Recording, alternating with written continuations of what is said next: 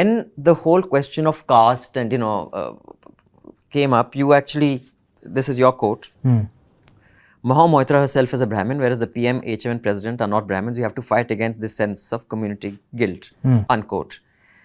The obvious caste atrocities that not just happen historically, continue to happen even today. Just resolve this for me, that this is advocating that fine, but today the Prime Minister is not a Brahmin. We have to stop, beating ourselves on the back, that Brahmins conducted atrocities.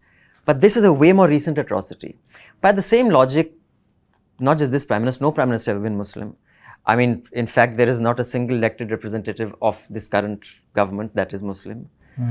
Why could the same logic not be applied to Hindu-Muslim, relationships that you yourself have applied to upper caste and, or let me say, privileged caste and the oppressed caste? So, don't you think there is a pressing need to address this injustice than something that happened, let's say, 3 or 4 centuries ago? Sure. Okay. Firstly, this answer was, I don't know which channel it was on, but it was to a specific question where the lady in question said that this represents the Brahminical patriarchy of the leadership. To which my answer was, but the leadership is actually not Brahminical patriarchy. And in fact, the lady in question is a Brahmin. So it was in a specific context. I'm not talking about, because she said that the leadership is Brahminical patriarchy.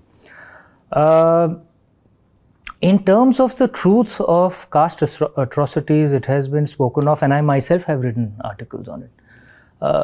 There are 2 primary fault lines, that happened in India. One is on caste, the other is on religion.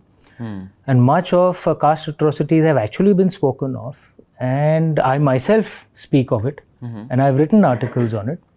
As have those on religion that have been spoken of. And no, not as much, but to be fair also, India has also carried out the largest affirmative action program in the history of humanity to address this issue, right?